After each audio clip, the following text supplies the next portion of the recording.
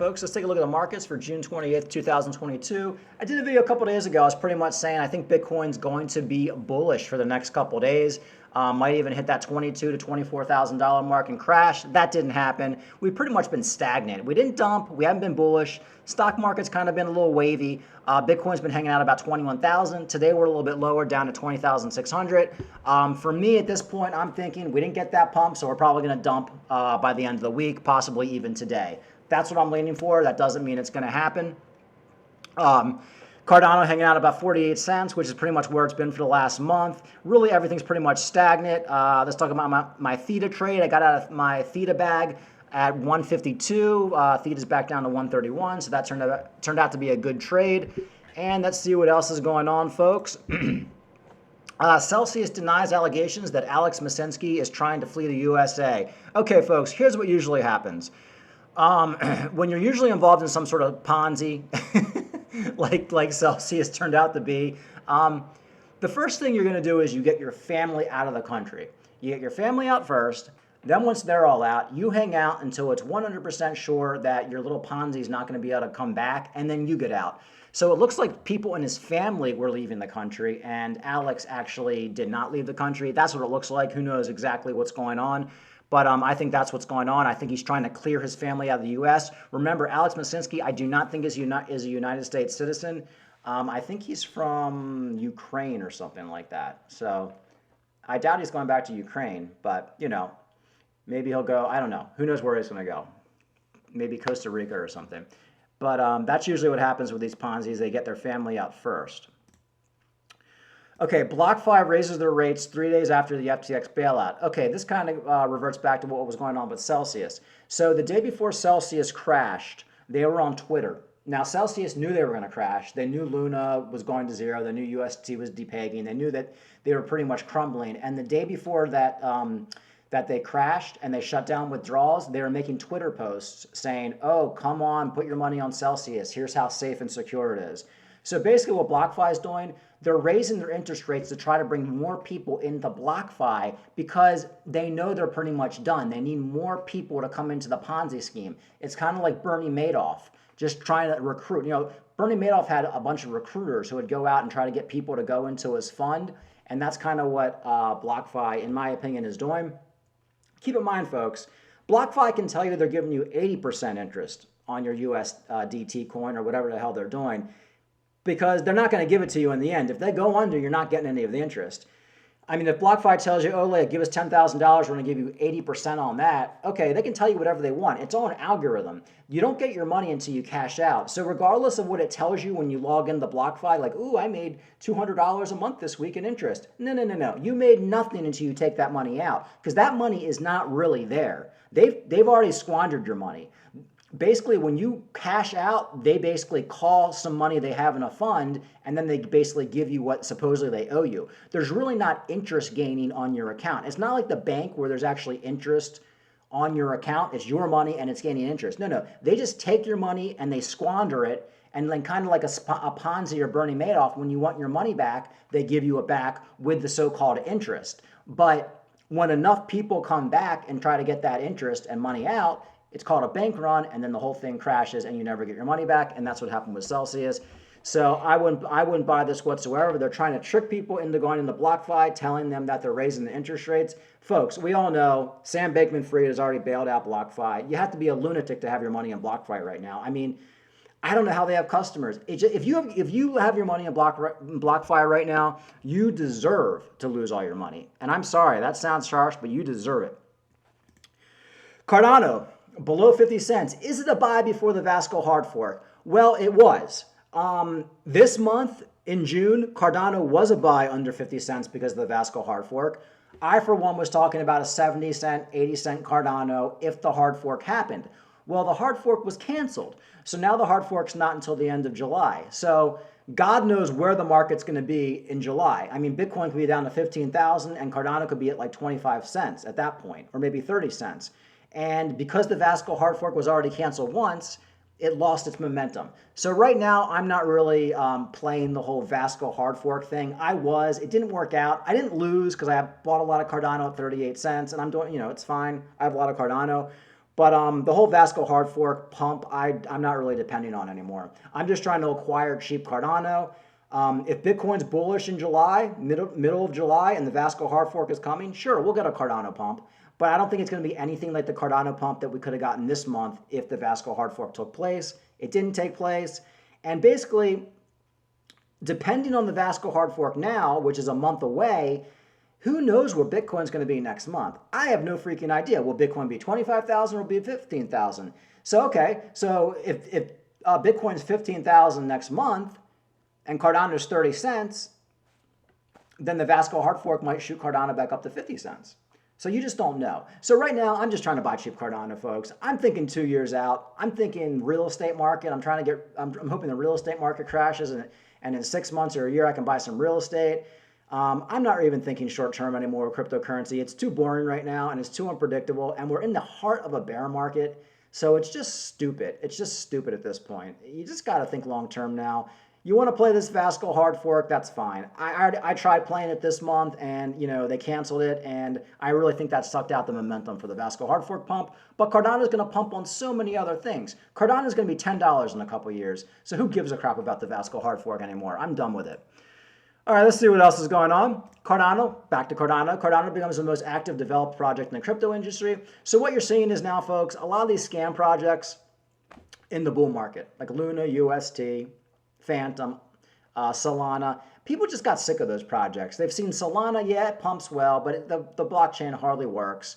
Luna was a big project that everybody was in. All the developers were in Luna, went to zero. So what's happening is in this bear market, people are getting out of the scam projects. The developers are getting out of the scam projects and they're going into the real projects, which is why I've always been big on the Cardano. Whatever's going on in the bull market, it's a lot of shiny objects. There's a lot of scams. You can't base everything off of the bull market. The real projects that survive the bear market are the projects that are going to do well initially in the bull market. Then, towards the end of the bull market, the scams pop up and they start to pump up. And then, of course, they eventually all go to zero and then people lose interest in them. But yeah, Cardano is absolutely the project to be in. To me, you got to have some Bitcoin. You got to have some Cardano. I'm not even Ethereum right now because I just think Cardano is going to take over Ethereum in a couple years. Again, I'm thinking 2 years out. 3 years out. I think people are sick of Ethereum. Even if Ethereum does come back, I'm looking more at like the layer 1s, layer 2s, like maybe like Matic. I really regret not buying some Matic last month. So I'm hoping for the next Bitcoin dump, I'm actually going to buy some more Matic. So you'll be seeing me make a lot of Polymatic videos once Bitcoin goes under $18,000 again, because I already have so much Cardano. And what else is going on? We got the Blockfi news. I talked about that. Oh, and a little quick Bitboy crypto news. Bitboy crypto hasn't been doing any videos in the last week. I guess he's on vacation. I really think it's kind of suspicious because ever since he lost that $3 million with Celsius, I think he just basically had a nervous breakdown and he's basically just gone. I think he says he's like on vacation with his family, but Bitboy crypto, folks. When he's on vacation, he's still making like 3, 4, 5 videos a day. He can't shut up. He's an attention whore. I think that 3 million really hurt him. I think between that and the UST and all the shit coins he was in and him not doing the sponsorship video anymore because he can't get away with it, and the SEC probably coming after him for promoting the Blockfi and all that other crap, I think he's probably just very depressed. I think he lost a lot of money. He's building a house. He's probably spending too. He's kind of, like Bitboy always reminds me of Arsenio Hall. If you ever watch Arsenio Hall, he made like $100 million, but he squandered it all on just buying stupid stuff. And like he hired like all of his friends to like work for him, and then like they took all of his money. And like technically he only needed like 3 people to work for him, but he hired like 50 people. And then before you knew it, he had no money, especially when the money stopped rolling in. Because Bitboy had his height the last couple years for Bitboy, I think was the best Bitboy's ever going to do on the YouTube crypto shilling, especially if he's not doing a sponsorship video anymore. So it's kind of like Arsenio Hall came out with the MC Hammer song or whatever the hell it was, or the Hammer Time, and then the years after just dwindled to nothing, and he still had the 50 people on his payroll. He was still buying the real estate. He was still like spending all that money on stupid shit like Lambos and all that crap like Bitboy is. And before you know it, these guys all end up broke. And I think that's what's going to happen here with Bitboy. I hope that doesn't happen. But I'm talking about Bitboy right now is because this is actually a positive Bitboy video. It's so freaking boring right now.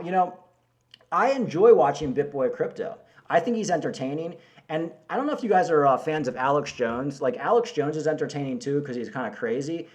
And once he got like successful, he basically gave the show over to other people. So every time you would turn on to Alex Jones, he was never doing a show. It was always like one of his little henchmen doing the show, and it just wasn't entertaining. So I just stopped watching. Like I tune in for Alex. He's the entertainment. And Bitboy's kind of similar to Alex Jones in a way. But now they just have this DZ doing all the shows, and he's got like a broken arm, and it's like kind of depressing. Like who wants to see a guy do a show with a broken arm?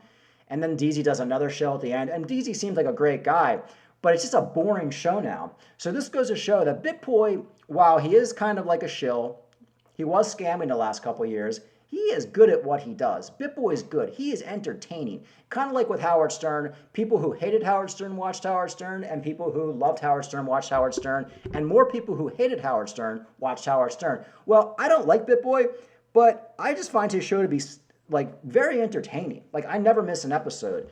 And now with this DZ, I haven't watched in a week. I just don't care anymore.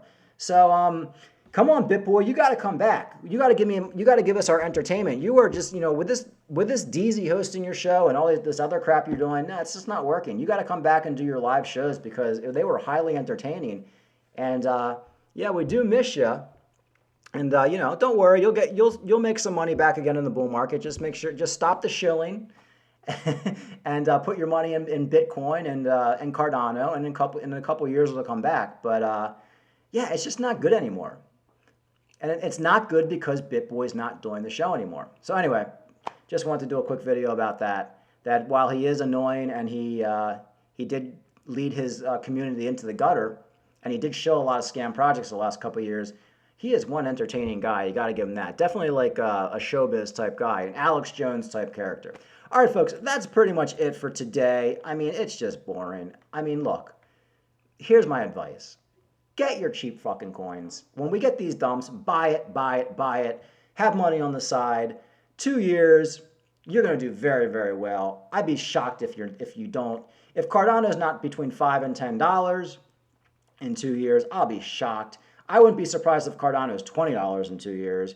If Theta is not, $20 or $30 by next year or the year after, I'll be shocked. If Bitcoin's not $100,000, I'll be shocked. These bear markets happen. We're in the recession. It's going to be a boring year. It's going to be a shitty year. We're going to see a lot of crashes. We're going to see a lot of fake pumps. You just got to have money in the market and be ready, and don't think short term. 90% of people I talk to in my life, 90%, even smart people, I cannot talk to them anymore because they're always talking about short term. This one guy I talked to, he sends me text messages. Oh, my portfolio is up $200 today. And then the next day, my portfolio is down $100 today. Then the next day, my portfolio is up $500 today. It's like, what the hell is wrong with you people? Why are people so stupid? This is why America is in the fucking gutter. Stop thinking so short term. They're like, what are you, a dog? Are you a wild animal living in fucking Africa? No. Think long term. Stop thinking day to day. Like, can't you think past a couple days? Can't you think where you want to be in 2 days? Can't you plan anything, folks? You got to plan. If you're just thinking day to day, you're going to get depressed. You're going to sell your coins. You're going to get out of the market. Think 2-3 years from now. And if in 2 or 3 years, Bitcoin's $10,000, Cardano is still at 40 cents, then yeah, it didn't work out. But that's why you should never invest more than you should afford to lose.